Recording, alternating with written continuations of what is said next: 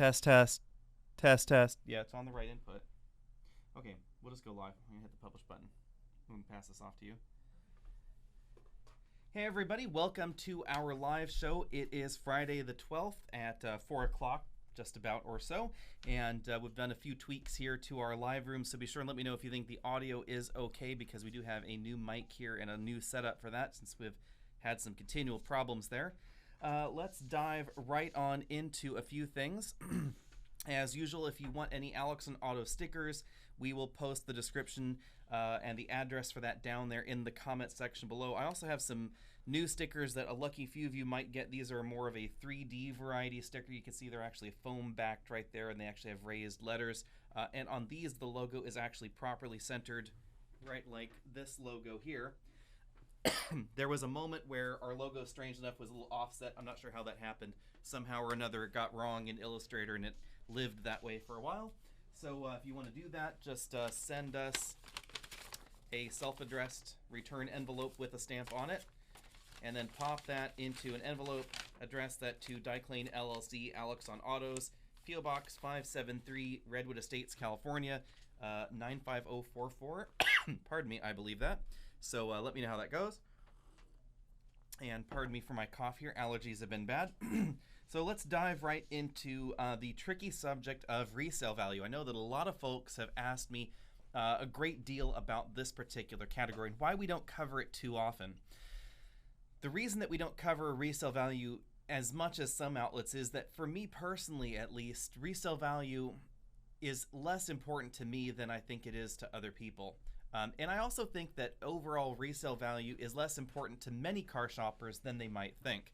So if you are going to buy your car and keep it for 3 years only and get rid of it, then resale value really doesn't matter at all. The lease rate matters, and manufacturers don't always set their lease rates by absolute resale value.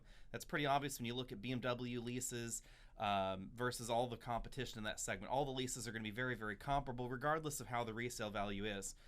And in reality, half of all luxury cars or more are leased. And the more expensive the luxury car, the more likely they are to be leased. So in that situation, resale value just doesn't matter. Conversely, if you're the kind of person that instead of leasing a car every 2 to 3 years, buys one and keeps it for 10 plus years, resale value is less important to you as well, because there's not going to be a lot of value left in any vehicle, regardless of how good the resale value is. So resale value ends up being very important in this middle ground, in this 3 to 5 year range, where you've bought the car and suddenly you've decided, hey, I don't like this car anymore, but instead of leasing a new one, I want to buy another car. Then resale value is more important. But I would encourage you to, instead of looking at Kelley Blue Book or Edmunds True Cost to Own resale value calculations, do your own resale calculations on the car you're looking for. And here's why. Because if you are looking at, say, a Lincoln Nautilus versus a Lexus RX, yes, the Lexus is going to have better resale value long-term than the Lincoln. That is undisputable.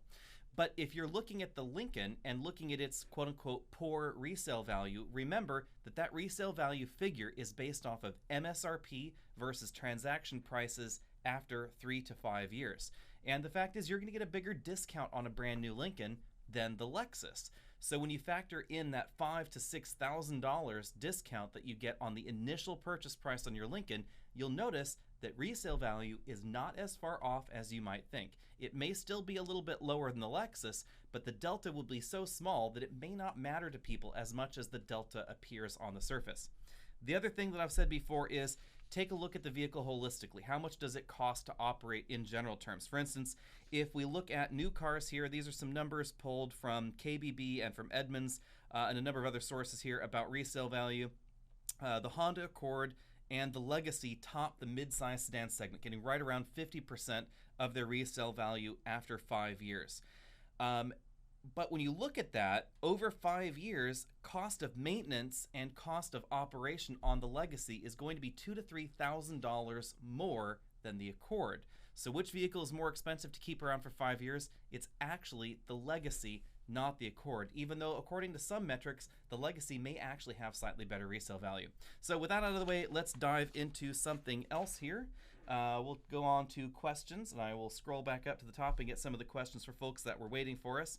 Let's see here. What is the sportiest vehicle that comes with the factory tow package with power for light-duty towing, couple jet skis, or couple motorcycles under $35,000?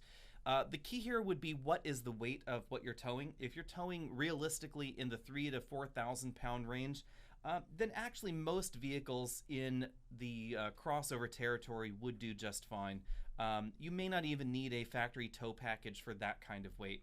If we're talking about 5,000 to 6,000 pounds, that's where you want to be sure that you're getting a vehicle that has more dedicated transmission cooling. Personally, I would never tow that much weight without a brake controller on the vehicle and electric brakes on the trailer. But if you're towing one horse in a single horse trailer, or 2 motorcycles, or a jet ski, something along those lines, you can get away with a wide variety of crossovers. I would say sportiest, that's around the $35,000 mark. That is a tricky question, but something like the Mazda CX-5 is not going to be bad with the turbo. You could probably get yourself into a Chevy Equinox with the 2-liter turbo. Actually does fairly well when it comes to overall towing ability. And you may even be able to look at some discounts on some luxury entries as well, depending on the kind of deal that's going. You may still be able to get your hands on a previous generation RDX, brand new from the dealer, in that price range as well. So moving along here, what's the difference between the new Ford Explorer Hybrid and the Toyota Highlander Hybrid? That's a really good question. So the big difference between Ford's new hybrid systems and Toyota's new hybrid systems is in the way that they operate. And if I grab my notepad here, previous generations of Ford's hybrid systems and Toyota's hybrid systems used a single planetary gear set hybrid system. So there was a Sun gear here, which might have been one motor, MG1, and then there was a planetary gear carrier. These were all connected together, and this would be the internal combustion engine. And then there was a ring gear around there, and that could have been MG2, and the wheels connected there. This is the basic sense of operation here. Single planetary gear set. Ford's, the Chevy Voltec system, the Toyota hybrid systems, and FCA's plug-in hybrids all use this operational concept. But Ford's brand new hybrid system that they're using in the Explorer, the Aviator, their pickup trucks coming up soon, etc., that's using an entirely different hybrid system, and one that's a little bit more common in the luxury segment. Here we have an engine over here. We'll say it's a 4-cylinder engine. And then we have the transmission over here. It's a rear-wheel drive transmission, so the gear sets in there, etc., sending power to the back of the vehicle. Well, in the Ford hybrid systems, just like the BMW hybrid systems and actually the Mercedes hybrid systems as well, what they've done is they've replaced what used to be the torque converter right here in the middle with an electric motor and clutch pack. And that electric motor and clutch pack can drive the vehicle forward, or it can regenerate power into the battery, etc. So it's quite a different hybrid system that we're seeing in that vehicle. The reason that Ford is doing that is because the planetary gear hybrid systems that we see in the Highlander and in the Lexus hybrids and in the Pacifica hybrid, etc., are not terribly good for towing. The reason for that is that when you look at the hybrid drivetrain setup in those vehicles, the Toyota vehicles, the Ford vehicles, etc., we have the engine here, we'll call it E, and then we have M1, M2, and wheels. Not all the power is sent mechanically from the engine to the wheels when we're operating in non-hybrid mode, for instance. So if you're just steady state cruising, or you're pulling up a hill and you're really using all that engine torque, not all the power is going that way. About 20% of the power is actually flowing through from the engine to MG1 and then over here to MG2. This is not a terribly efficient path for power. You lose about 20% of the power that goes in this direction. Fortunately, only about 20% of the power period goes that way, so most of the power is going mechanically this direction. Some of it goes that way. However, it does result in more heat generated, more fluid wear, etc., and less efficiency in those situations. So when towing with those models, pardon me, I'm throwing pens everywhere. When towing with those models, you'll notice that fuel economy is not going to be great, and overheating is a concern. So to escape that, Ford inserted that electric motor, used a traditional 10-speed automatic transmission so it can mechanically send that power across and actually remove the motor from the equation whenever it wants to or whenever it needs to. That means it's going to be a lot more suited for towing. That's exactly what we see in the European hybrids as well. So the X5 hybrid, the Mercedes hybrids, etc. That's why their tow ratings, hybrid model to non-hybrid model, plug-in hybrid model, non-plug-in hybrid model, are very consistent. So moving along there, let's see here. Do you see Lincoln coming out with a subcompact SUV in the same line as the Ford EcoSport? I don't know. I think that we might, but I also think that maybe what Lincoln is going to be doing with their lineup is perhaps right-sizing cars. We don't know exactly what the Corsair is going to be. We do know that it's going to be related to the new Ford Escape, but overall size-wise, it could still be slotting between categories, and that is something confusing that we see in the Lincoln lineup. The MKC, soon to be the Corsair, is about the size inside of some of the compact crossovers, but then it's also not that far from some of the subcompacts out there, so it is sort of a tweener. And then now we have those two SUVs in their lineup. We have the Aviator and we have the Navigator, both 3 rows at the top, which is kind of unusual. And then in addition to that, we have the Nautilus sort of lumbering around in the middle. So I have a feeling that Lincoln might just go march to a different drummer with their lineup as well, and I don't think it's really going to cause them too much of a problem as long as pricing is good. And the MKC actually is priced very aggressively, so if the Corsair continues that, I think it'll be just fine. Any word on a Grand Cherokee redesign? No, we do not have anything new there. We do know, however, that sales are good with the Grand Cherokee, so I don't think that there's really much of a real drive to hurry any refreshes along there. Let's see here. Road holding on the Santa Fe compared to competitors CR-V, CX-5, Equinox, Edge. The big thing there would be the Santa Fe is not a CR-V or CX-5 or Equinox competitor. It is really very firmly an Edge, Murano competitor. Even though the price tag allows it to sort of play in that pool, it is notably larger overall. So it's not going to drive the same way. It is going to drive like a bigger vehicle because it's targeted at a different group. Let's see, when will the Subaru Crosstrek Hybrid arrive at California Subaru dealers? So far, no dealers in California have received any. I actually have seen some in the wild that are regularly registered, so I believe that they have been delivered, but they're definitely a hot item. So I would just suggest continuing to call around and see if you can find one, maybe get on a wait list if you really want one, something along those lines. Here in the Bay Area, I have actually seen them with regular plates on them, and I know that they weren't manufacturer vehicles because if they were loaned to the press like me, then they would have had Illinois plates on them. So moving along, expectations for the TLX Type S. That is a good question. I'm not quite sure what to hope for there. We definitely are going to be seeing the Honda 10-speed automatic transmission. We don't know whether it will be a mild hybrid-like system or whether it's just going to be a regular old gasoline model. But hopefully we will know soon. Anything on the new Lexus IS? No, there hasn't been much noise on that yet. There have been some suggestions that the IS and the GS may be combined into one model like we see going on over at the Cadillac brand. Moving along here, let's talk about oil consumption. Someone's asking about that, Ian. What is normal? That is a tricky question. So depending on the engine design, some oil consumption is generally normal with any engine. Now in the past, oil consumption was less than desirable. So the rings that actually provide the seal in the cylinder, so when you're looking at a piston that's going in and out of a cylinder, there are metal rings around it, and those are what actually are keeping the oil that is sloshing around below the piston out of the combustion chamber and keeping combustion gases from just going everywhere into the rest of the cylinder. These are very close tolerances, and older engines with thicker oil didn't really have as much of a problem of pushing those oil, the oil layers back down into the sump. However, because of efficiency,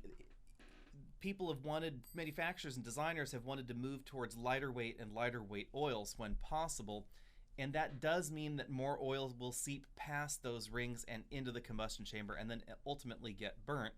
So the lower the weight oil that you have in your engine, the more likely that is, I would say. In the realm of 1 quart per 5,000 to 10,000 miles is seemingly normal with a wide variety of engines. So it just depends on the overall engine design. Let's see here.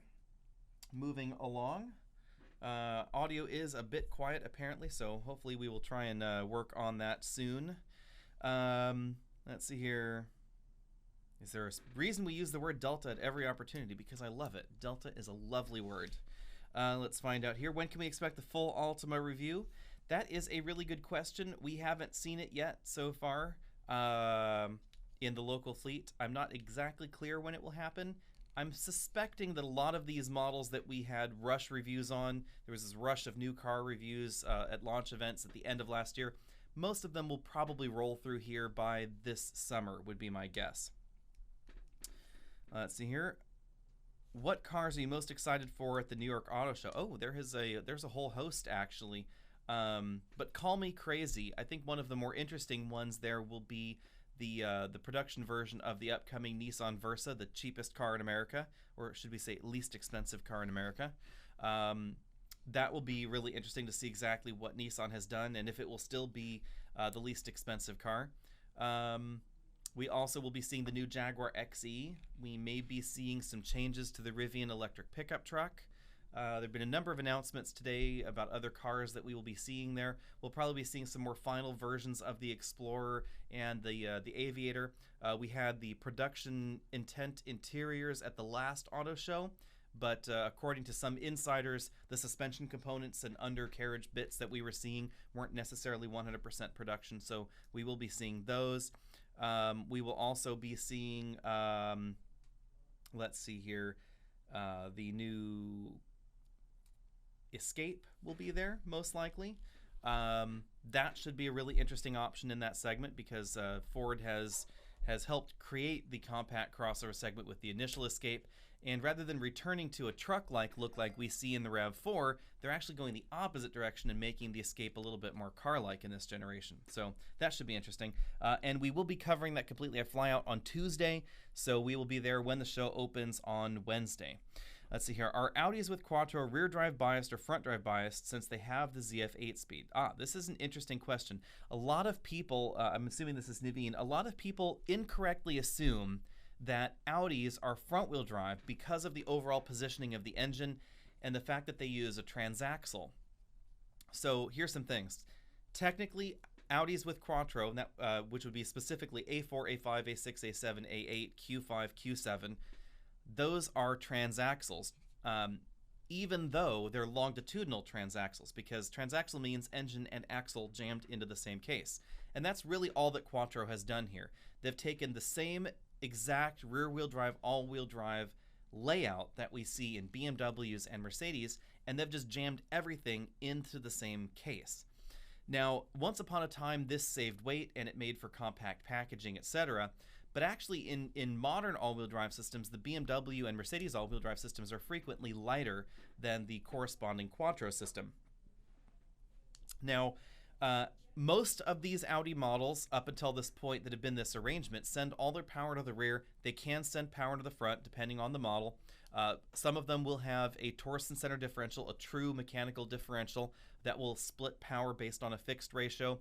Some of them have a clutch pack where they can actually connect and disconnect things. And then, interestingly enough, the latest crop of Audi products for fuel efficiency reason is actually breaking this mold. So the Q5, for instance, with Quattro Ultra, or Quattro with Ultra, depending on where you're seeing that, that actually is going the opposite direction. And even though it is a rear-wheel drive transmission that is jammed under that hood, the axle that's being disconnected is the rear axle, not the front, in order to save fuel economy. So that is kind of an interesting twist there. So let's move along here. What should we expect for the next generation Ford EcoSport? I would expect a more premium interior and perhaps something that's a little bit bigger. The EcoSport is awfully small for that category, and expect a more traditional liftgate rather than the hinge to the side thing. Let's see, which compact SUV has the best reliability, gas consumption, and resale value? RDX, Q3, or Volkswagen Tiguan? Oh, well, that's an interesting and odd group. So we have a luxury compact, a luxury subcompact, and then a big mainstream compact crossover. So three very different categories there, really. Reliability, gas consumption, and resale value, most likely the RDX is going to win really on all three of those fronts. So let's move along. Let's see here. Any chance for a meetup while you're in New York City? I don't know. That is a good question. We might see if there's something that we can do. I might try to do something with Redline while we are there. We haven't made any firm plans, but there's a possibility that a group of us might get together and do that. The folks from TFL Car 2 might be in on that, so I will let all of you know if we actually do end up doing that. Let's see here. Kia Telluride or Honda Pilot? I would Telluride, to be honest. The Telluride just is bigger and more family friendly all the way around, and it feels newer than the Pilot. The Pilot feels a little bit old at the moment. Let's see here. Grand Cherokee will share a platform with the Wagoneer. That is what we are hearing. So let's see here. Moving along. What's for dinner? I don't know, actually. Dinner might be German food tonight. Let's see. Civic until the new Corolla goes on sale. That is an interesting question. Civic versus Corolla. I would say it depends on what you're looking for. And since some of you said that this was quiet, I'm just going to go right around the camera here for a moment and adjust our mic gain. So hopefully that is. Oops. Hopefully that is a little bit better, and hopefully I'm not now distorted or something weird. So let me know if that mic gain is any better. Anyway, moving along here. Lexus luxury minivan will be launched in China. Should Lexus bring it to the US? I would say yes, except that I think that the minivan, luxury minivan thing, I think may already be over. Mercedes didn't want to bring the V-Class to America. They brought the Metris, but they didn't bring the V, and I'm not sure how much appetite there really is on a luxury minivan in America. I'm sure there is some, and Lexus would probably, I think, be actually best positioned to bring such a minivan to America. I'm just not sure if they will. I hope they do, but I'm not sure if they will. Jetta, Corolla, or Civic, which one would you pick and why as a new vehicle? I like the look of the Jetta. I think it is more attractive than the Corolla or the Civic on the outside. And I actually like the sort of austere Germanic look on the inside in the Jetta. But I have to say that the overall reliability is a little bit worrisome. So I would probably pick the Civic. I think overall the Civic is just a slightly better put together vehicle. Let's see here. You recommend Pacifica and Odyssey for minivans. Consumer Reports classes them as very unreliable. What gives? That is interesting. So most minivans, for some reason, are actually a little bit below reliability for their brand. So the Toyota minivan, for instance, also scores relatively low in their category. When it comes to Consumer Reports reliability metrics, I think we need to dig a little bit deeper and see exactly what is going wrong in those. I know that when we take a look at some of the metrics like J.D. Power's metrics, their biggest complaint with the Pacifica has been the infotainment system, and they don't like it. They think that it's difficult to use. Is that a true reliability problem? I don't know. Digging deeper in those numbers would be important. But I would say that generally speaking, my problem with some of the alternatives, and the reason that I think the Pacifica is just better rounded overall, is the family friendliness. Theoretically, the minivan is supposed to be this family vehicle, and it's supposed to meet all of your family needs. And that is one area that a lot of the other minivans really fall down on. The very fact that you can't leave a child seat or a booster seat latched into place in the second row with latch anchors and tilt and slide those seats forward to get into the third row, I think is a big problem. Most folks out there that have kids in child seats, especially older people that have kids in child seats, my age, you will know that you don't want to lean over and get your toddler or your infant in and out of a child seat or a booster seat strapped into the third row. So if you have older kids and younger kids, it's the older kids or the adults or the grandparents or whoever, they're the ones going back there into the third row, and the child seats are the ones latched into the second row. So getting those adults and other people, teenagers, etc., into the third row while those kids are in the second row, that's a really critical function when it comes to a family vehicle. And that's one of the reasons that I like the Volkswagen Atlas, even though it's a little bit less reliable than a lot of the other options for family friendliness. I also think there's a good place in the market for the Pathfinder, even though it is getting pretty old right now, because those vehicles allow you to have those child seats latched into place. And I also think that that's a really big omission in the Kia Telluride and in the Hyundai Palisade. You can't leave child seats latched into that place. Same thing with the Subaru Ascent. For theoretically very family-focused vehicles, I think that's a big omission there. So moving along here, let's see here. After reviewing so many cars, would you put your money in a compact luxury SUV or invest in a mainstream SUV? Do car brands matter? I would say one of the strange side effects of driving everybody's cars back to back to back. I mean, we have 2 to 3 cars a week running in and out of this office.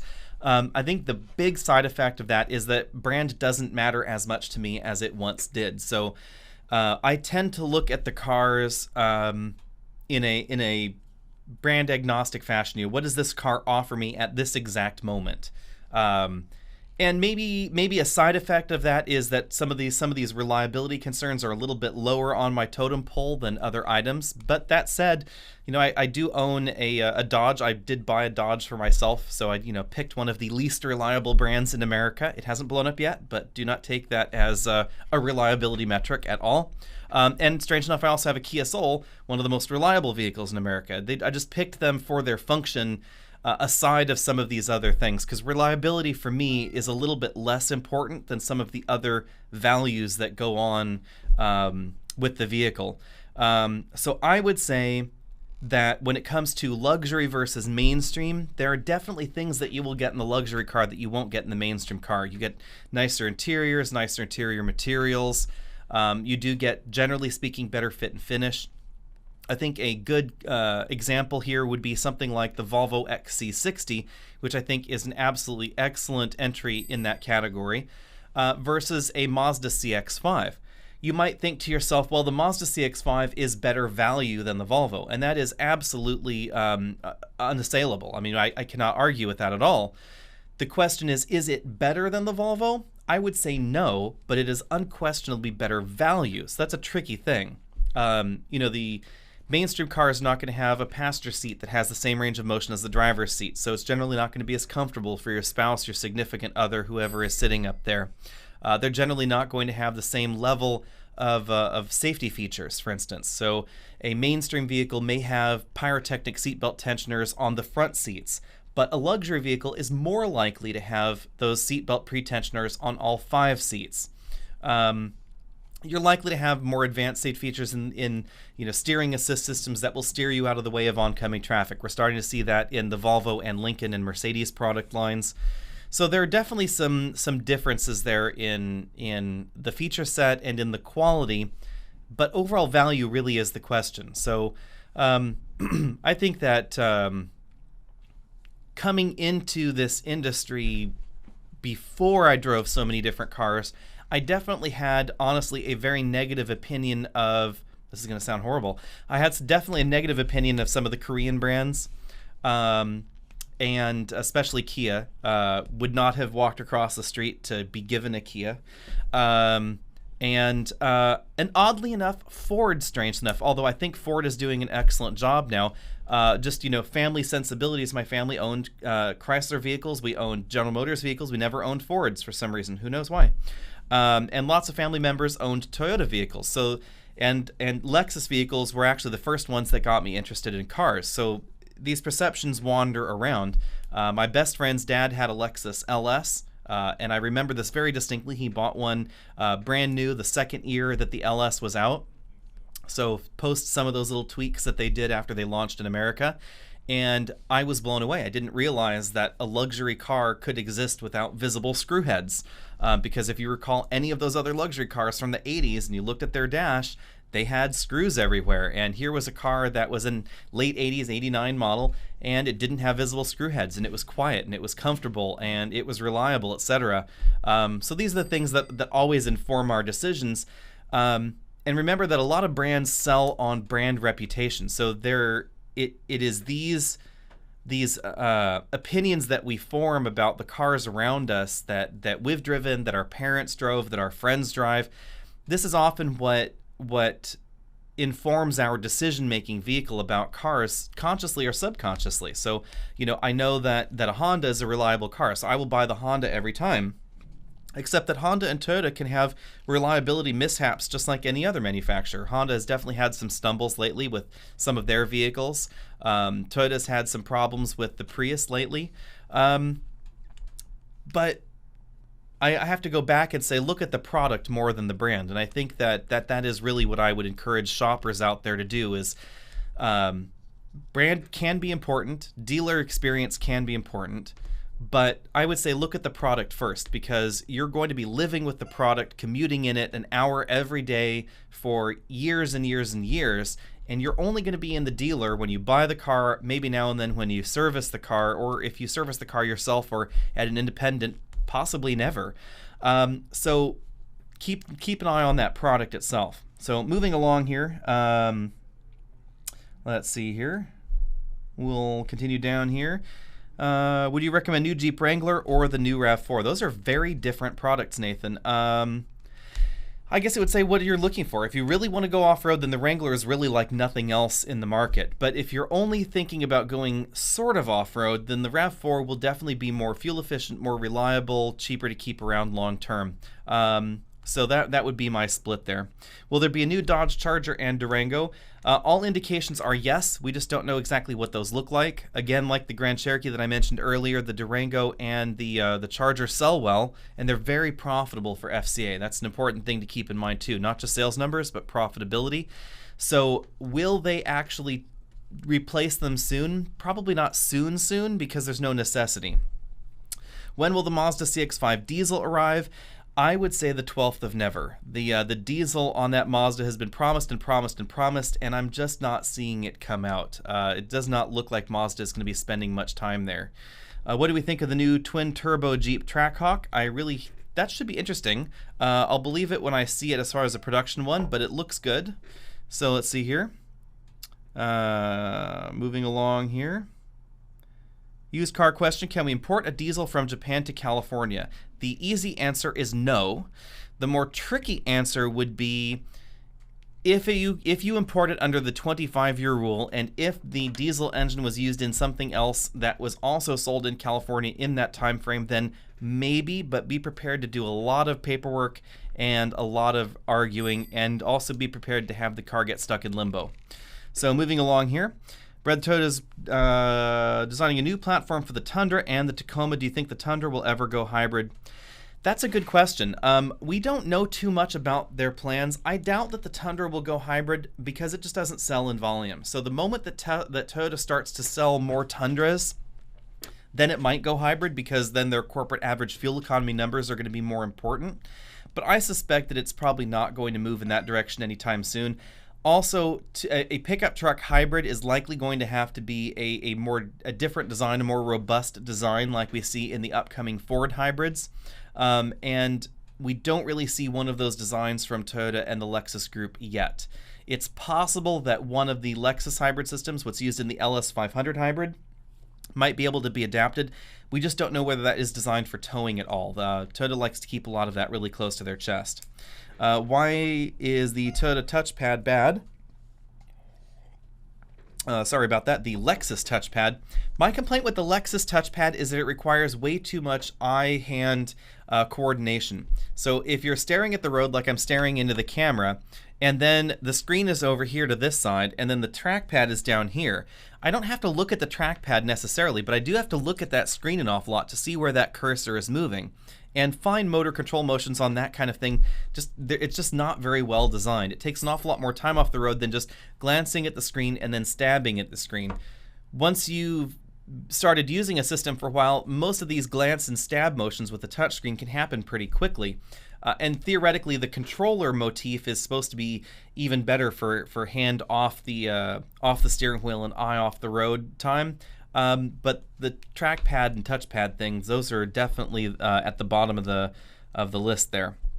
Let's see here. Moving along here, what are your thoughts on a first new sports car on the affordable side of the food chain, rear-wheel drive specifically? If you're looking for a first sports car, the Mustang is definitely going to be a solid option there. It's going to be relatively inexpensive. It's going to be easy to find parts for, easy to work on yourself if you're interested in that sort of thing. And the 2.3-liter turbo is actually quite efficient. So overall, I would say that. Someone's asking, will the 2020 Escape use the newer hybrid system? No, it is expected to use the same old hybrid system from the Ford C-Max, the Fusion, etc. Moving along here, we're going to get the 1.3-liter Jeep Renegade. I certainly hope so. I've been asking and asking and asking about this one, and I haven't really got any answers yet. So hopefully we will have that soon. Let's see here. RAV4 for reliable. Oops, I think we already asked that one. Let's see here. Wrangler for off-road. RAV4 for. Oh, we already asked that one too. Let's see here. Nissan Murano and Lincoln Nautilus. Someone's asking here. We just have the review on the Lincoln Nautilus out, so go ahead and check that one out. It is out today.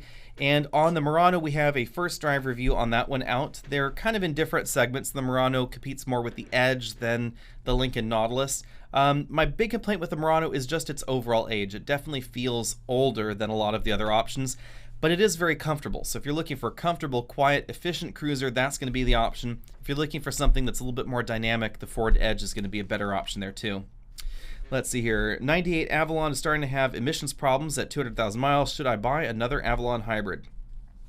Let's see here. I own a TSX 4-cylinder, thinking of getting a Camry Hybrid SE. Main difference when it comes to driving dynamics? That's a good question. So I will combine these two together here.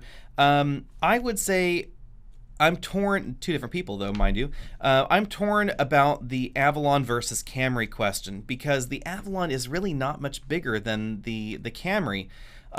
So I would say I would generally lean towards Camry rather than Avalon, tying those two kind of separate questions together there.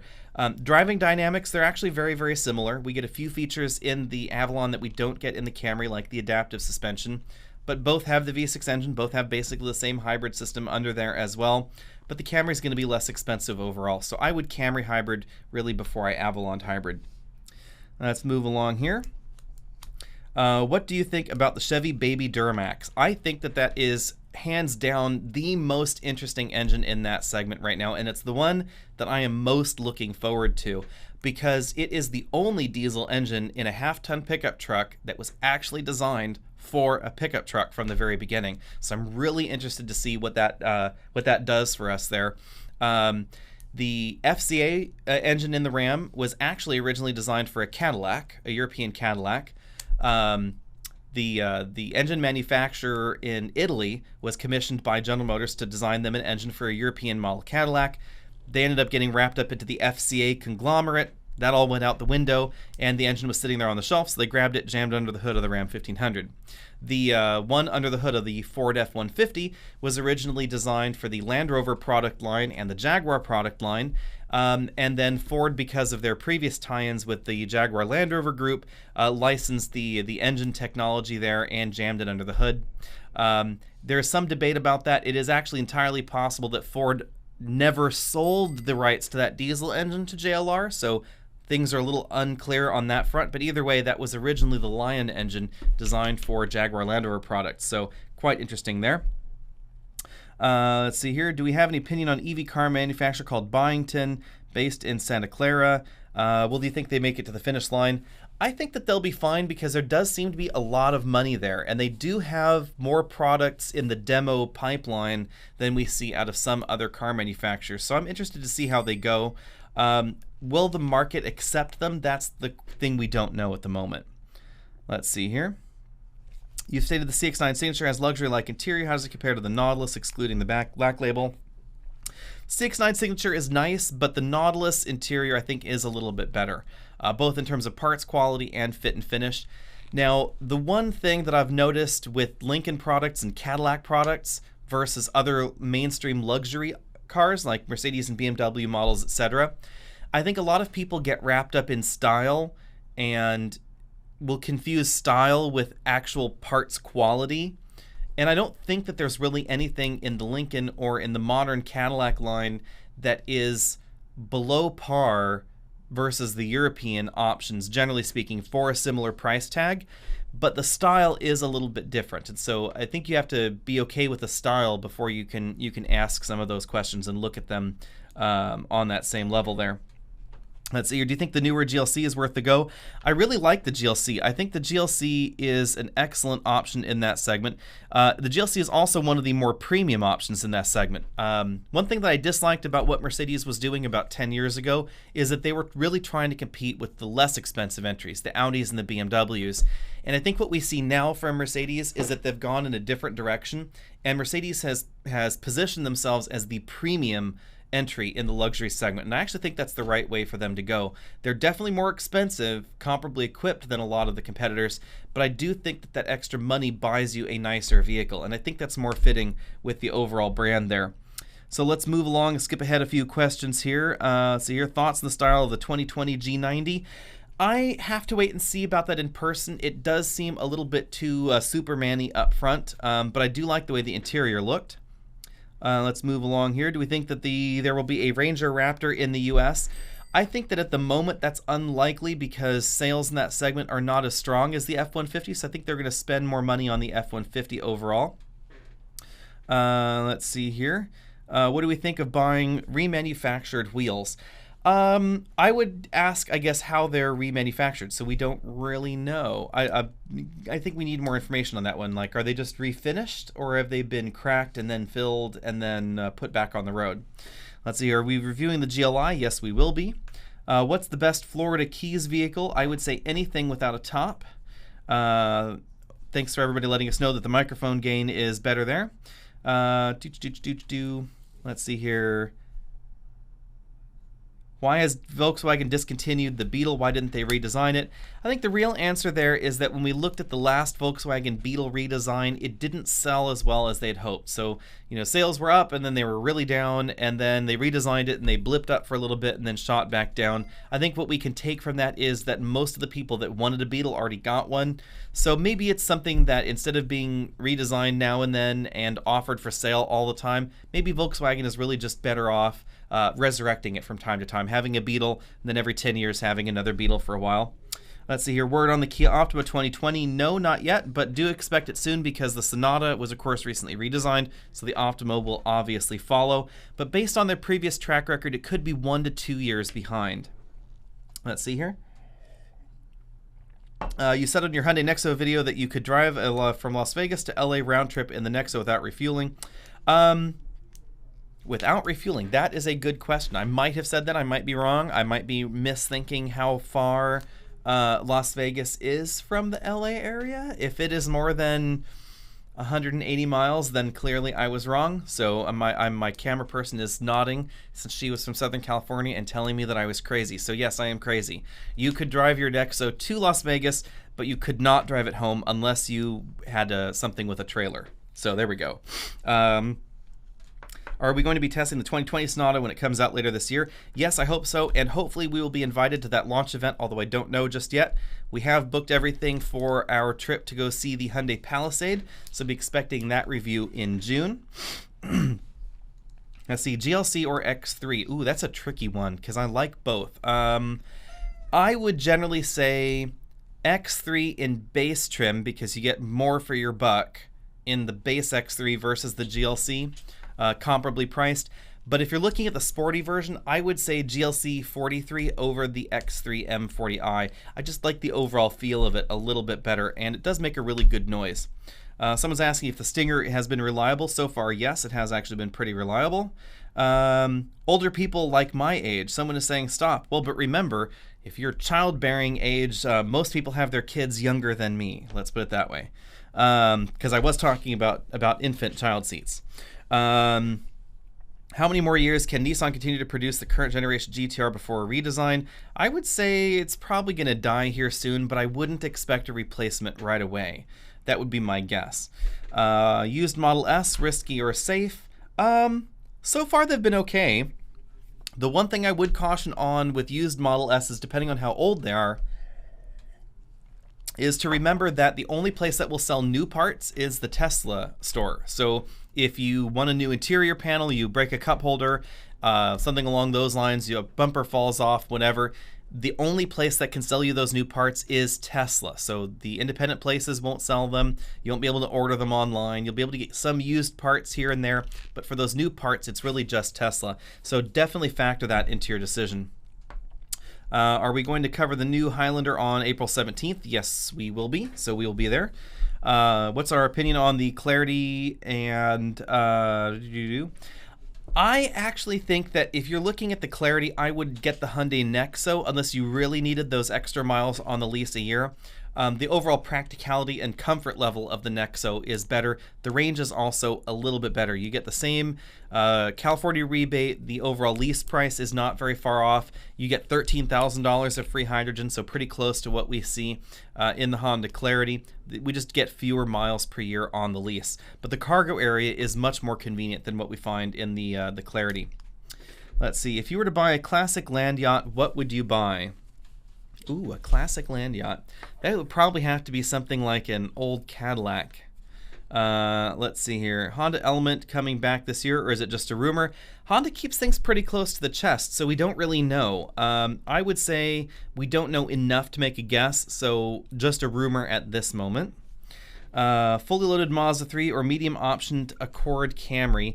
I would probably get the Accord for the roomier and more comfortable interior, although I do like the new 3, so that's a tough question there. The Mazda 3 is just not going to be terribly speedy, is my complaint on there. Let's see here. Top 3 drives in the Santa Cruz Mountains. Highway 35 on a weekday is fun. I would also say the drive from Summit Road to Corralitos is fun. SoCal San Jose Road, probably. Those are probably my top 3 there. Let's see here. Do you believe a GMC's pricing strategy is shooting themselves in the foot with overinflated MSRPs? I actually agree with that one. So I think that is a problem for GM, and I wish they would stop doing it because it hurts them on multiple fronts. It hurts GM when it comes to resale value calculations, as I mentioned earlier. So when you're calculating resale value, those calculations are done at MSRP. So if you have a Cadillac that's sold for MSRP for $50,000, but it's really being sold for $45,000, and then you have a Lexus that's sold for $50,000, but its MSRP is also $50,000. After 5 years, when you look at those resale values and you say, well, the Cadillac is worth $5,000 less than the Lexus, well, sure, but it cost you $5,000 less to buy. So that's the problem with their resale value, with their MSRP numbers. In addition, it makes comparisons difficult because here at Alex and Autos, I don't have a crystal ball. We can't talk about what discounts are going to be on the hood when you go buy another car. And vehicles like the Cadillac XT4, I think it's a really solid entry in that segment until you look at the price tag. And if you pay MSRP for an XT4 instead of buying, you know, an X1 or an X2, any of those other options, I think you're just insane. But if the Cadillac was priced like those other options, then I think it actually competes very well. I think that's the trouble with their pricing philosophy. The X4 is fantastically expensive for that category. It actually manages to get even higher than the Range Rover Evoque. So it is definitely one of the highest price tags there. Actual transaction price, however, is not that high. So if you're out there shopping for one, you're likely going to get a pretty good deal on it on the dealer lot versus that advertised MSRP, but I can't use that discount in our reviews because it changes from month to month. So there we go. That's my problem there. Let's see here. Moving along here. Golf 4Motion, is it a poor man's Golf R? Oh, the 4Motion wagon. I would say no. I mean, there's more going on in the Golf R than just the all-wheel drive system, so no. Let's see here. Active safety systems are common now as adaptive cruise control. Are all systems equal or some better than others? Most systems are fairly equal. There are definitely some variations. Some systems are smoother than others. Some systems function a little bit differently than others. Subaru's, for instance, does not use radar. It uses a camera system. So that requires that the windshield be free of fog, and it also requires that it be unencumbered by rain or snow on the outside. So generally speaking, the radar systems are going to be a little bit more reliable in adverse weather conditions, although they can be blocked by snow, which is one flaw with the radar systems. If there's enough snow accumulation on the front, then they will not function as well. Probably the best ones that we see at the moment are the next generation of radar systems, where they are actually behind the windscreen. So we see those in all of the latest Volvo models, the Jeep Wrangler, oddly enough, and the Ram 1500 with the radar adaptive system, as well as the new Ram Heavy Duties. And we are likely going to be seeing these same systems in some of the newer generation of European and likely the American products as well. These systems don't have the snow problem because you're going to be wiping the windscreen. It's going to be a little bit more clear. And then rain and snow and fog don't bother them because the radar can still see through those. So I think that's going to be the best combination of things. And then in terms of actual software polish, I think that most systems are getting there these days. The Honda system is still a little bit rough around the edges, which has always struck me as a little bit funny. It doesn't seem to make decisions as smoothly as some of the competitions, but other than that, most systems are fairly equal as far as the smoothness of operation. Let's see here. So moving along here, let's skip along to a few questions here. Should I trade a 2018 Elantra for a 2019 Ioniq? Ooh, that is a tricky question, Kyle. I would generally say the cheapest car to own is the car you already own. So since it's 1 year to the other, unless you're getting an absolute screaming deal on your used Elantra, I would probably stick with the Elantra for a while longer, and then maybe get the next generation Ioniq the next time you want to upgrade into a car. It's going to cost you an awful lot more than you would ever save to move from a used vehicle that is so recent into a brand new hybrid vehicle like that. What's my opinion on the 8-speed ZF transmission? Quite frankly, I love it. It's a lovely transmission. ZF's 8-speed and their 6-speed rear-wheel drive transmissions are probably the benchmark for 6 and 8-speed automatics in the world. The 8-speed is more fast, more direct feeling than the 8-speeds that we see from anybody else out there, really, whether it's the Hyundai Kia Group or the Aisin, the company that Lexus uses and is also used in some of the German and American options even. And I would definitely choose, if I was looking for a vehicle and I was purchasing it based on transmissions, that is one of the few transmissions I would say is definitely an asset to the vehicle. Let's see here. When is the SUV from Rivian expected to make it to market? Is it similar to the truck? Yes, the Rivian SUV is basically just the truck, and you can actually see that picture there behind me, the sort of an artist drawing there. It basically is just the truck with a bigger box on the back, and we are told that the SUV will be out ever so slightly after the truck, but because they're using a common production line, it'll be right around the same time. But that time is about 18 months away. We were told basically the very, very end of 2020 for the Rivians. What do we think about the new Karma? I am not that excited about the new Karma somehow. I don't think it's different enough. Let's see here. Follow up. What do you thought on the V6 Pentastar? The Pentastar actually is kind of an interesting engine. I know that a lot of people have given it grief, but oddly enough, the Pentastar is actually the most popular engine in America. When you look at volume, FCA produces a ton of these things, and they put it under the hood of just about everything. They produce more than 1 million Pentastar V6s just for American consumption a year. Nobody else's engine really comes close to it in terms of overall engine volume. So although we do hear some complaints here and there about the Pentastar engine, I actually think that those engine complaints are mainly due to volume. So there are so many more of them out there. You will hear complaints about them, but just because of the sheer volume of them. Like I've said before, when we take a look at complaints, remember that online communities and the like generally tend to collect complaints, just like Consumer Reports and other reliability metric outlets tend to collect people that are interested in reliability. So the data is always going to be slightly skewed one way or the other. And the anecdotal evidence that I've commented on before is I've spoken to someone that had a Toyota pickup truck, and they said, well, you know, I go to the shop and the mechanic says, well, you know, I have 5 Fords in here, and I have 5 Chevys in here, and I have 6 Rams in here every day, and I have a Toyota truck in here maybe twice a week, 2-3 times a week, something like that. Therefore, the Toyota must be the more reliable option. Well, that's a tricky one because the other trucks outsell the Toyota truck by many, many, many times. I mean, there are millions and millions more Ford F-150s out on the road than Toyota Tundras. So yes, you will see more of them at the mechanic because there are just more of them out there. So remember that when you start taking a look at some of those metrics. Moving along here, BMW iDrive or Mercedes MBUX. I would say at the moment iDrive, because I actually, strangely enough, have not driven any of the new Mercedes with MBUX in it. And I know that sounds really sad, but I'm promised that they will arrive. I have one scheduled, I believe, in 2 weeks. But until then, I will have to leave that out.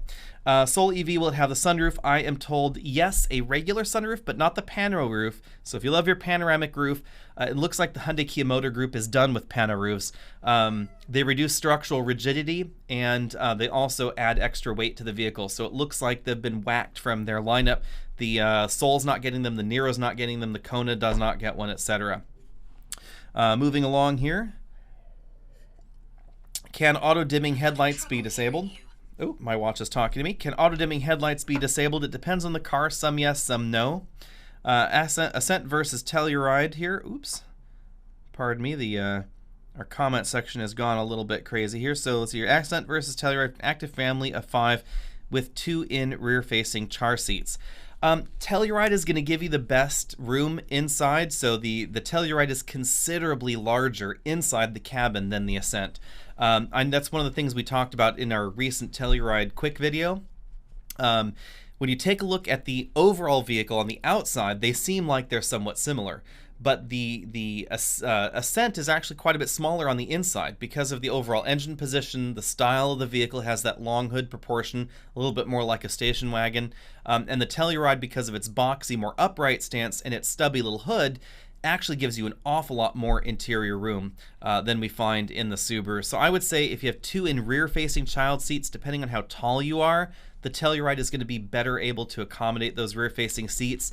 But again, I will say that I am sad that the Telluride does not have the ability to have the second row slide and tilt forward with child seats latched into place. And I would say if you're shopping in that segment and you have 2 in such car seats, I would suggest looking at the Volkswagen Atlas, because in the Volkswagen Atlas, once your kids are in forward-facing seats, you can actually leave those seats in place with the latch anchors, latching them into that second row seat, and the second row seat will still tilt and slide forward to allow people to get into the third row more easily. And with the Ascent and the Telluride, all you can really do is just try and scoot the seat forward and then try and squeeze through that little opening between the second row seat and the doors. And it's just not as easy as something like the Atlas. Very sadly, there aren't really that many options in the 3-row crossover segment that will let you do that trick of keeping the child seats latched into place. The Pathfinder will do it with only 1 child seat in. The Atlas will let you do it with any of the 3 positions in the second row. The CX-9 will do it with 1 latched into place, but the Highlander, the Pilot, the Ascent, the Telluride, the Palisade, they will not. And by all, since the next question here is Ford Expedition, that reminds me that the Ford Explorer for 2020, it does not appear that it will have that feature either. Ford Expedition 2019, I think that's a good value overall, but I am interested to see what the new GM full-size SUVs are like. Will Android Auto ever come to the RAV4? I hear that Toyota is working on it, but probably not the 2019 RAV4. Toyota does not seem to really do software updates, so I will say that I hope that it does, but I would not bet on it. If I was a betting man, I wouldn't put money on it. Let's see here. Why do you think Ford got rid of the inflatable seatbelts in the 2020 Explorer? It appeared to be a very low take rate option. That seems to be the most likely reason that they have done that. See here. FCA is bad rap in terms of reliability. Can you provide some good examples why? FCA just has those little those problems that seem that they could have been designed around. FCA is the company where people will complain about badges falling off the vehicle, so the logo will fall off, or people will complain about fit and finish quality. The only problem that I've had with my Dodge Durango is that there's this little plastic piece on the dashboard right above the leather dash, and it does like pop up, so it's like it could have been designed a little better. So every 2 or 3 weeks you have to push it back into place. So it's those sorts of things that seem to go wrong with FCA vehicles. True reliability problems don't really seem to be that common as far as engines and transmissions just grenading on you. Don't seem to be that problem.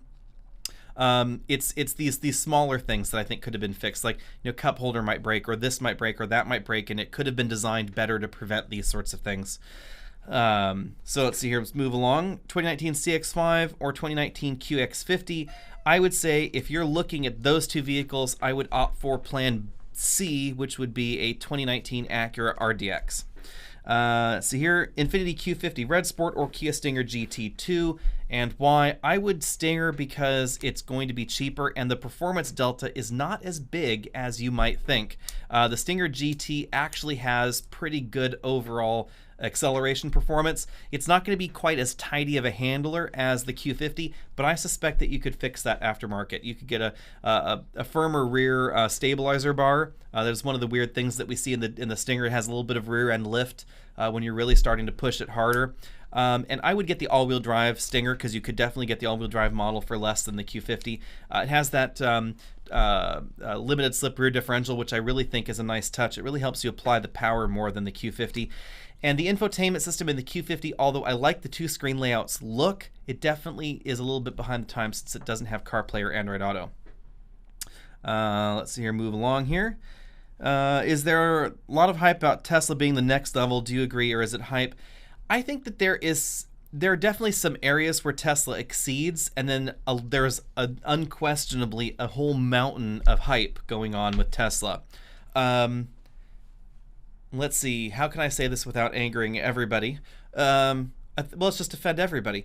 So Tesla does some things really well. Tesla does efficiency really well, and they're definitely focused on battery life preservation. So battery cooling, battery management, chemistry of the batteries, they definitely seem to have that dialed in. One thing that I have been impressed with Tesla as well is that they like some of the European car companies actually, they will insert changes and innovations mid-year into their cars and just sort of whenever it happens. So for better or for worse, if you get an early Model 3, a recent Model 3, and then one that was in the middle and you take them apart, they might use some very different parts because Tesla's constantly tweaking that. And I actually think that's a good thing as far as improving the customer experience. It may not make good business sense for them, but that's a whole separate question. Motor efficiency is definitely somewhere where they have dialed it in, and Tesla's motors are far more efficient than the rest of the EV competition outside of the more less expensive, more mainstream entries like the Bolt, the Kona, etc.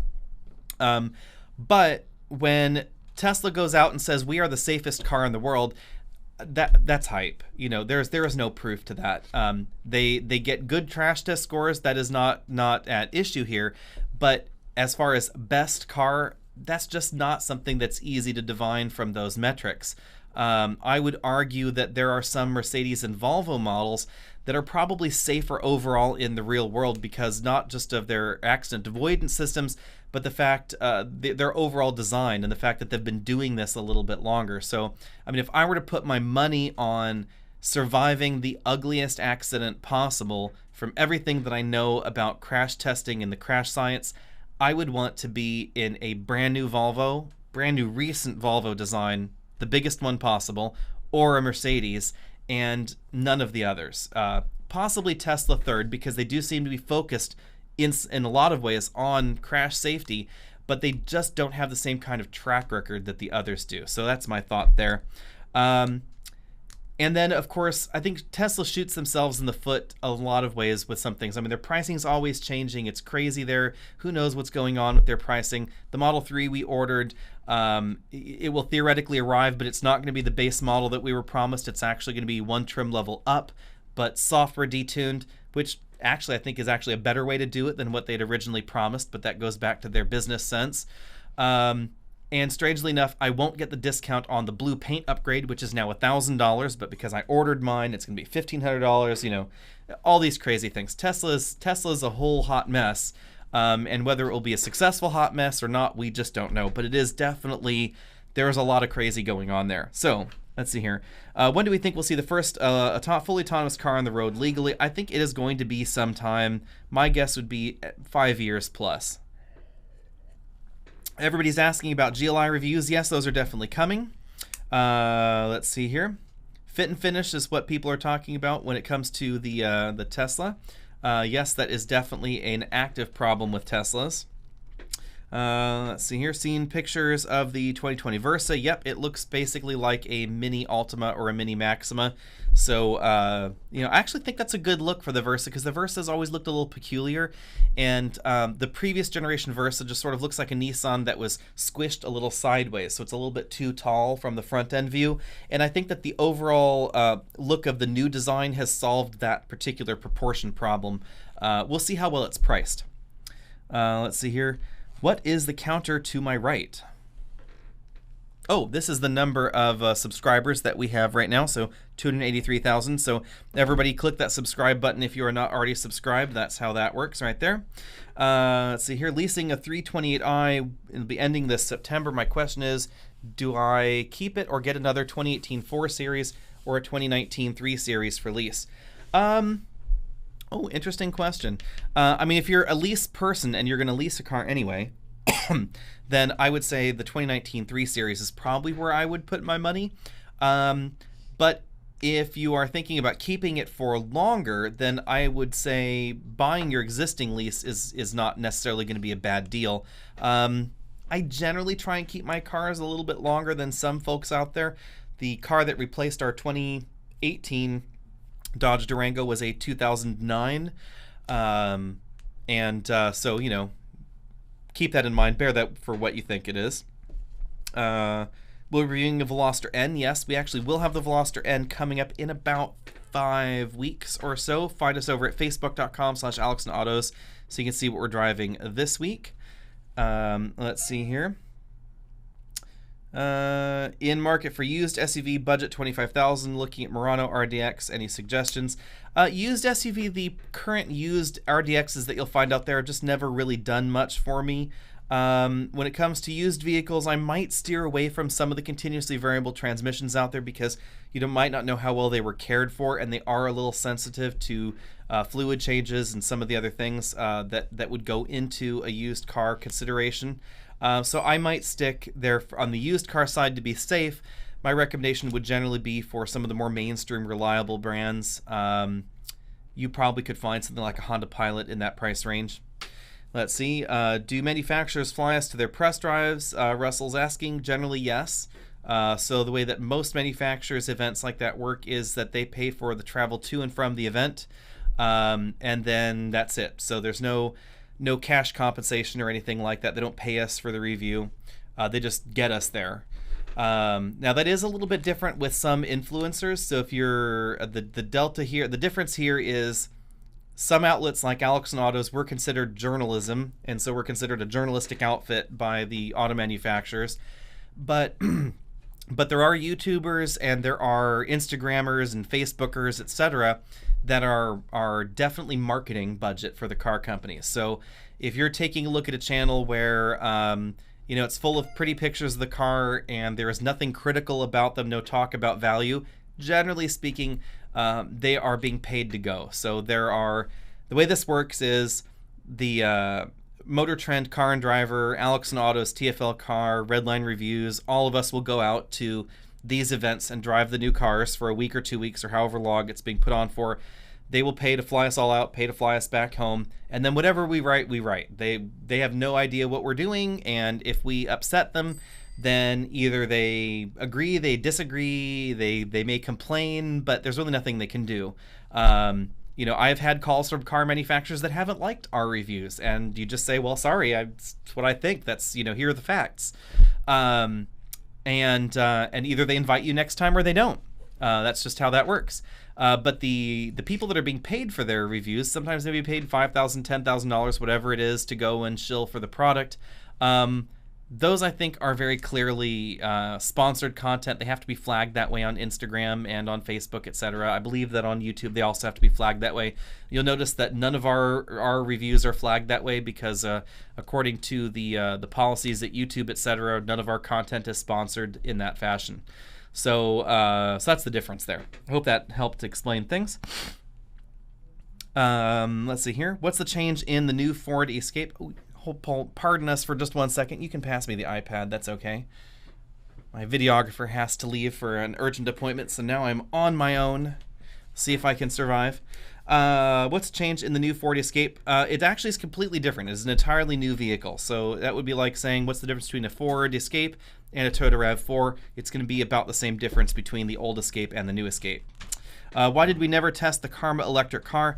Mainly because they didn't actually have many cars out there to test, and they went bankrupt pretty soon after, so that's why. Clarity versus Accord Hybrid versus Nexo. Ooh, that is a really weird combo. I'm assuming you mean Clarity Hydrogen. I would get the Clarity Hydrogen over the Nexo, but I would actually say that I might get the Clarity plug-in hybrid over the Accord Hybrid because of the plug-in part. And I think that the overall efficiency and interior is more my style, but the exterior is a little bit problematic in the Clarity. The best part about the Clarity's exterior is that you can't see it when you're on the inside. Let's move along here. Someone had an F-150 question that has just skipped off my screen here. Let's go find it here. I will say at this point that the way that YouTube does comments on live streams is pretty terrible. Are we surprised that F-150 has maintained such a lead in overall truck sales with the new Ram and GMC is now on the market? I would say no. Obviously I think that, as I've said at the moment, or said in previous reviews, that I think that the Ram truck overall has the best interior and good value, and it is my favorite truck in sort of a general way. But I have also said that there are a lot of reasons that you might want to buy an F-150, and I think that's really where Ford has excelled with that particular model, is that they give you an F-150 for every occasion. Even though Ford has really gone all in on turbocharged engines, they've kept that V8 there for folks that want it. They've put their new transmission behind every engine, so it's all 10-speed, which I think is great.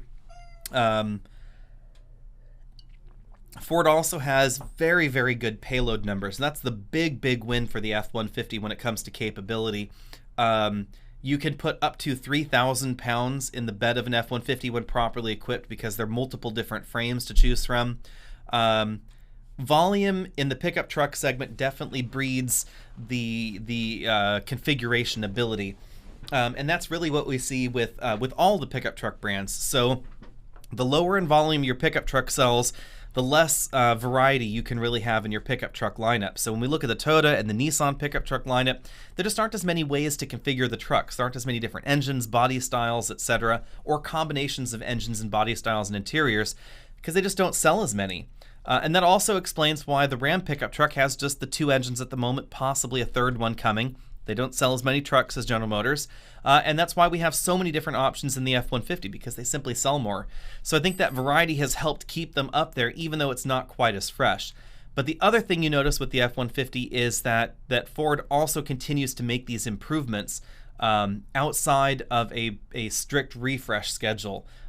So the 10-speed automatic transmission, some of the tweaks to the interior with Ford Sync, etc. over time, they've definitely made those improvements. And the F-150 is good value, and it actually does very well when it comes to fuel economy tests as well. So I would say overall not surprised. There are definitely some good reasons to get it. So skipping along in some of the questions here as we try and get this over by 5:30. What do we think Ford will do next to outdo the Ram? I hope that the next generation Ford will actually have a much better interior. Everybody seems to have been really shocked by the Ram interior. I think that GM was really caught off guard with it, and so hopefully they will all improve.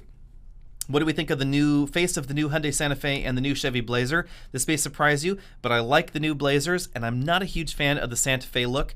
I just don't like the headlights being below where they seem like they should be. I didn't like it on the Cherokee.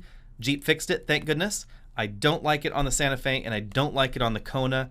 I don't think it would prevent me from buying the Santa Fe because it's still a good buy, but I just don't like the look. I think the new Blazer is actually quite attractive. I really like the Blazer, but as I said in our quick drive on it, and hopefully we'll have it for a full review, the MSRP is just my problem with that one. It is a little on the expensive side. Moving along here. What do we think about the Tesla Model Y? I will believe it when we see it. Who knows when it will actually be coming? Do you think the third row seat is of any use? Probably not. It's going to be an emergency seat. But I would say that that, as I've said before, with the Nissan Rogue compact third row, the Tiguan, etc., I would rather have a tiny emergency third row than not have one at all. So I'm fine with them including it if it's not a terribly expensive option. Opinion on the Smart 4.2 EVs, I think your money would be better spent somewhere else. What do we think of the 2020 Highlander? I'm eager to see what it's like. I'm hoping that the same changes that went from Camry to Camry will apply to Highlander, so it's likely going to be a good deal, and hopefully the driving dynamics will improve. It's probably going to have really good fuel economy as well. Moving along here, what car brands have the best CVTs? I would say Honda's definitely #1 at the moment, and the Hyundai Kia Motor Group is a very close second. Their CVTs shift very well. My least favorite is probably going to be the Nissan and Subaru CVTs. I'm just not a huge fan of the way that they act. Moving along here. Do we think compact pickup trucks will ever be 1980s size again, Theo? That is an easy no. They are unlikely to ever return, and the answer has been just CAFE, corporate average fuel economy scores. So here's the real deal. The way that corporate average fuel economy works in the United States, it's based on footprint of a vehicle. So there's a calculation that's based on the overall size, and based on your overall size and your car category, whether you're a car or a truck, you have to meet a certain fuel economy target by 2025. And the trouble with the pickup truck segment is that if we actually had a 1980s style pickup truck, you'd have to get over 40 miles per gallon on that CAFE score in order to comply. But by the time you've stretched it out to the size that all the mid-size pickup trucks are very conveniently sized at, and the Ford F-150, the Silverado 1500, Ram 1500, etc., then all of a sudden you only have to meet 25 miles per gallon combined by 2025, and that 25 miles per gallon is not on the current 2018 EPA cycle, that actually is on the previous generation EPA cycle. So you'll see why we don't have small pickup trucks anymore. That's the real problem there. Anything that is ultra compact in that category that is classified as a truck would have to get those lofty fuel economy goals, and it just seems to be unlikely. Elver is asking if we're going to bring back the Trunk Comfort Index. Not at the moment. We actually sort of removed that in order to bring the bag score into our reviews, which was a little bit more useful, and in order to give us time to do the more complete comparison section at the end. So I know I'm a little sad about not having the Trunk Comfort Index anymore, but that is why that has been removed from the videos. BMW i3 is terrible resale value. Would you buy a lightly used one with a range extender and DC quick charger? We definitely have noticed that. I think that is due to just the overall nature of the vehicle and the range improvements that have happened year on year with the i3. A lightly used one is probably going to be a good deal, and I don't mind the range extender really in that particular model. Can we talk about Tacoma 2020? We don't really know too much about it, so I think we're going to have to wait on that. What are we drinking? This is a mocha here, so that's what that is. Let's see here. A straight up Bailey's. I wish it was Bailey's, but sadly, I'm still at work. Which is better bang for the buck, the 2019 X3 or RDX? Unquestionably the RDX. It's just a really good buy. Is it better? I wouldn't necessarily say that, but it is definitely the better bang for the buck. Ram 2500, 6.7 liter Cummins, the manual transmission, be longer lasting. Possibly, but the diesel engines have been so reliable in the Ram trucks that I don't think that's going to be a problem. The rest of the truck might fall apart, but that diesel engine is unlikely to. Let's see here. Do we know anything about the Cross 300 beyond 2019? We really don't, other than we expect it's going to live out until its sales finally fall off a cliff, which doesn't seem to be happening anytime soon. When will there be a new F-150? What can we expect? We're told that there will be one soon. We don't know what soon means, but I would probably guess that we'll know within the next 12 months what it will be. And the big thing we can expect is a hybrid. There's been a lot of talk about a full electric F-150. I would say that at the launch, that is unlikely, but a plug-in hybrid is very, very likely in the F-150. It's probably going to be the exact same hybrid system and plug-in hybrid system that we see in the Explorer and the Aviator and in the European market Explorer, and it will be just thrown into the F-150. But whether we'll see a full battery electric vehicle from Ford on the F-150, I would say I doubt it right at launch. We might see it a little bit later, maybe soon after, but not right away. Let's see here. What makes Tesla Motors more efficient than the competition? That is a really good question, and I have not actually been able to get a good answer on this one. We do know, however, that Tesla does have a big R&D section just on motors, and they do a lot of motor patents. So the efficiency changes that we've seen seem to mainly be around adjusting the magnetic field and the way that the fields are produced within the motor to be as ideal as possible, and constantly refining the magnetic field generation and its use within the motor. Most of the other EVs out there are using motors that are provided by an external supplier, and it's, meet a specification, deliver me a motor, I just want the motor now. And we don't see any changes year on year in those motor designs. So for instance, the Kia Soul EV that I own that started out in 2016, its motor hasn't changed. It's now 2019, same motor is being sold. On the Tesla side, they do seem to be really interested in this particular goal. So they're continually driving R&D money into these new motor designs. And the result is actually pretty obvious. So when we take a look at the I-Pace and the e-tron versus the Model X, the Model X is 20% more efficient than the I-Pace and e-tron. It's a big delta. And that means that not only are you going to go further on a kilowatt hour, but you're also going to gain range faster, because when you're charging it at 6 kilowatts an hour, you're just going to gain 6 kilowatt hours, 6 kilowatts of charge rate for an hour. You're going to be gaining range faster. And then when you add on to that the faster onboard chargers that we have in the Teslas, then you gain range even faster. So that's the point there. Let's see here. Do we know when we'll see a 2020 Soul review? The 2020 Soul should be in our hands in about 2 to 3 weeks, so it's probably going to be about 3 to 4 weeks till we see that full video there. Let's see here. Just bought a Subaru Impreza. Congratulations there. When will the 2020 Supra be reliable? It's going to be about as reliable as the Z4. One thing that I will mention here that I've always found interesting is when we look at some reliability metrics, you can definitely tell that reliability metrics collect different groups of people, and the exact same transmission in vehicles, different vehicles will be rated as reliable in one and not reliable as another, because they've collected groups of people that may be more interested in reliability than others. Anyway, interesting thoughts there, but it's going to be about as reliable as the Z4. Let's put it that way. It's built in the same factory, out of the same parts. We'll be reviewing the Audi Q8 soon. I hope so, but I do not know exactly when, and it's not huge on our priority list. I generally try not to book ultra expensive vehicles here, although we do have a Mercedes S560 video coming out next week after I just say that. But generally I try and schedule in mainstream vehicles because that's what I'm more interested in. That's what more people buy. Love the Grand Cherokee, but we need reliability for a family vehicle. It's probably get a Highlander. Any thoughts on that? It is probably going to be more reliable, but how much more reliable, we just don't know. I would say it depends on what how you qualify reliability. The Grand Cherokee is unlikely to leave you stranded within the same use window as your Highlander there. It's probably going to get 150, 200,000 miles without any engine or transmission problems at all. I can very safely say that. But if you're upset when a cup holder breaks or your infotainment system restarts unexpectedly, then you're going to find that more often in the Jeep for sure. Let's see here.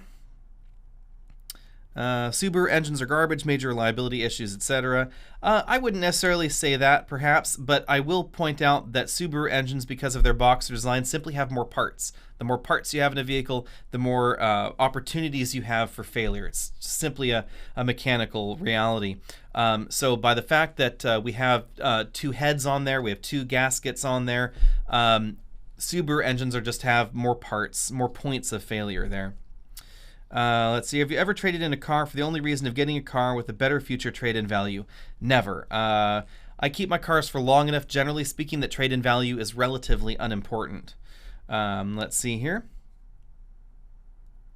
How good is the new K900, especially the 10K incentives and very competitive leases, considering another 540i, saving $200 a month? I really like the new K900. I am a little disappointed that the K900 for America is not as soft as it was in Korea, because I would have liked to have seen a good soft riding alternative to the more firm European suspensions we have out there, but it is a lovely car. If you don't care about the brand, then it's great. The trouble with the K900 really is just that at that price point, a lot of people really care about the brand more than a lot of things, and the K900 has one of the least valuable brands, in some ways, in America. So I love it. I would get one personally if I were shopping in that segment because it's a good value. But you just have to decide how much that logo is worth to you. Moving along here. BRZ versus Accord versus Camry V6. I would Accord 2.0. Accord Hybrid versus or Avalon Hybrid versus the competition. I would probably get the Accord Hybrid. It's going to be a better value overall than the Avalon Hybrid. If you have to choose between the Accord and the Nissan Maxima Platinum Reserve, which would you choose? I would get the Accord. I think the Maxima is just getting a little bit too long in the tooth. What do we think about the 2020 Corvette? I have somehow never been a overt sports car fan, so I think I'm the wrong person to answer a question about the Corvette. The Corvette falls in the same category of interest in my head, in a way as 911s and Lamborghinis and Ferraris, etc. Just not where my brain is there. Somehow in my head, I do care about Camaros and Mustangs because they're much more affordable. So, that's where that is in my head. What's my take on the Tiguan versus Alltrack? Which one would you pick? I'd probably get the Tiguan for the third row. Let's see here. Stinger G. Is there any chance the Kia Stinger gets the G70's manual transmission? Unlikely, we're told. The Stinger doesn't sell in enough volume to warrant that. And the G70's manual was really only there for one reason. That's to try and compete directly in some people's minds with the 3 Series. So the G70's manual transmission really isn't a feature so much it is a marketing point, if you want to look at it that way.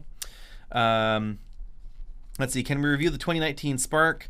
I think it's unlikely at this point since the Spark is being discontinued, so it's unlikely that we will see anything new on that front. Same thing on the Fiesta sedan. Let's see here. Really hope Ford brings Mercedes-like ambient lighting to their F-150 like we see in the Ram. That would be an interesting twist. Any thoughts on battery degradation on EVs in the Kias and Hyundai products?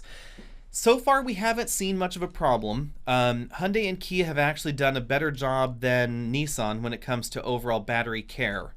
So if we look at, for instance, my generation Kia Soul, they've actually done fairly well overall. There have been a few limited complaints in some of the very early Souls, the very first models that were shipped. And then they tweaked the battery pack design midway through that generation. The big deal is that the Soul, the old Soul, current one, has an active air-cooled battery pack. So that is one step above what we see in the Nissan Leaf, which is absolutely passive cooled in all of its generations. Then we see in the new generation of Hyundai and Kia products, we see the next generation of active cooling. So it's liquid cooled, it's active chilled, and depending on the model and the country you're in, it can even be active heated as well. And the way that those coolant loops are done in the Hyundai Kia group, it really is focusing on battery longevity and overall battery cooling.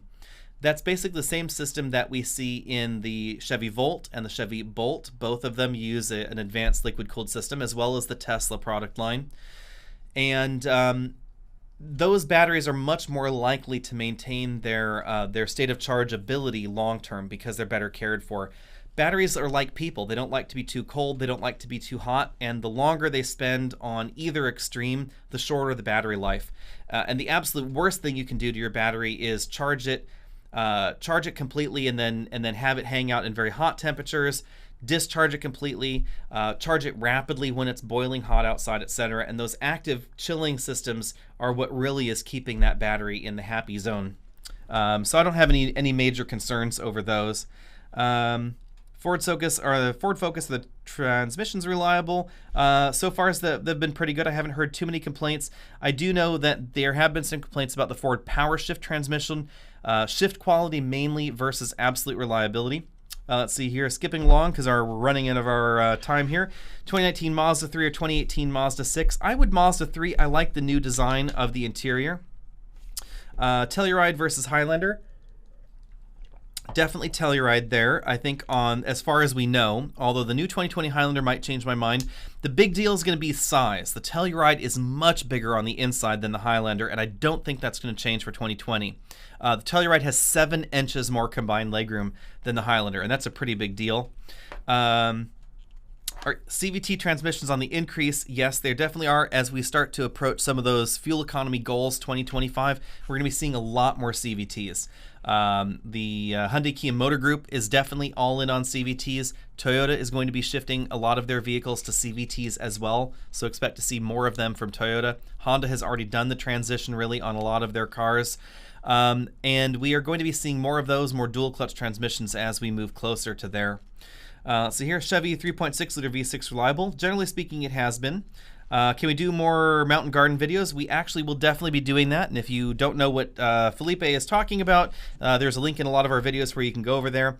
We've decided now that we have a full-time video editor and videographer here on staff that we're going to be trying to focus more on those videos.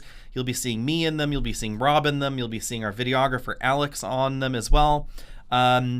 Random topics, whatever just seems to pop in our head. There's a chainsaw review. There's going to be one on gardening and soil testing. There's going to be one on an ozonator system for well water. Just all sorts of random things are going to be happening on that channel as well. And then hopefully the treehouse will actually start going this year. The winter has been pretty wet here in California, so we didn't do any work on it this year. We've had some other projects around. So that's how that's been going. Let's see here. Opinion of the Corolla 6-speed hatchback. I want to like it more than I do, I think. It's good on paper. It's really reliable. But I want more power out of the Corolla hatchback. I think that's the problem in my head. If the Corolla hatchback had 40 more horsepower, I think it would be absolutely fantastic. But as it is, it just seems like it should be faster. See here. Does my husband like cars as much as I do? Generally, no.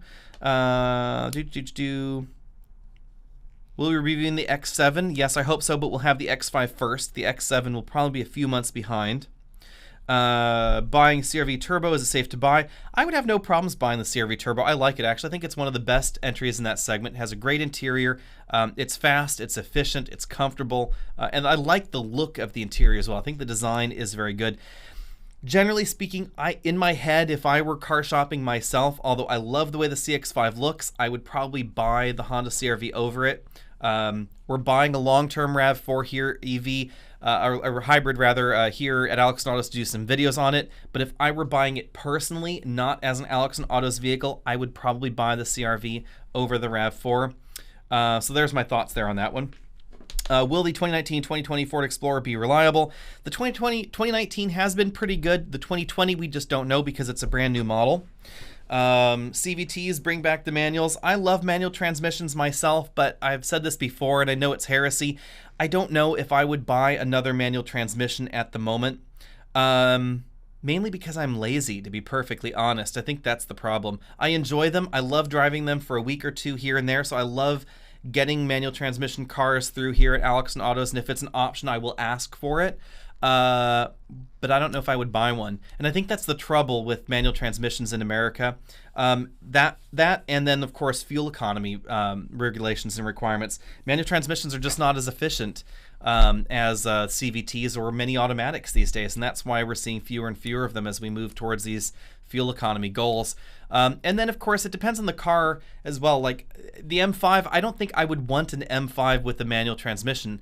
Harnessing all that kind of power that we get in a lot of these high horsepower vehicles would be too unpredictable with a manual transmission. That's one of the reasons FCA has been pretty upfront that their high horsepower cars don't have manuals, because they wouldn't be able to make the electronic stability control systems handle all that power, and being able to do that and keep control of the vehicle is definitely a concern, and there are too many variables with the manual transmission.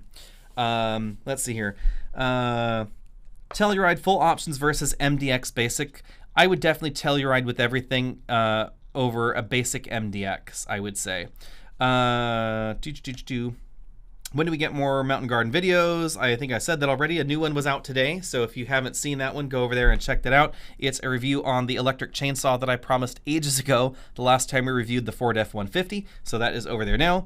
Is Toyota going to skip lithium-ion and start selling cars with solid-state batteries? No, Toyota has some lithium-ion vehicles, but the reality is with battery technology that there are a lot of ways that nickel metal hydride batteries are just better for their purpose.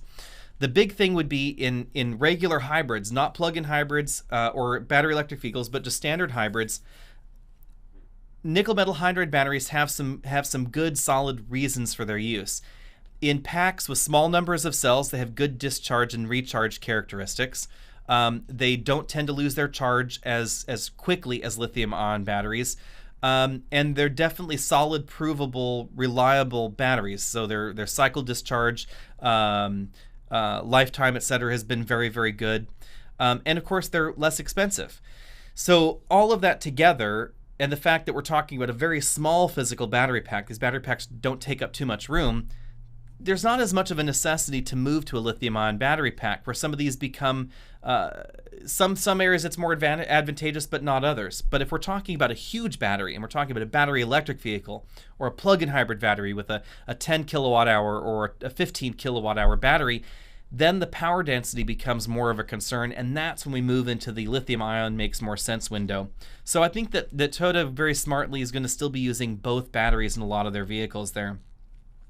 Let's see, are there any non-luxury 7-passenger plug-in hybrid SUVs coming by 2021?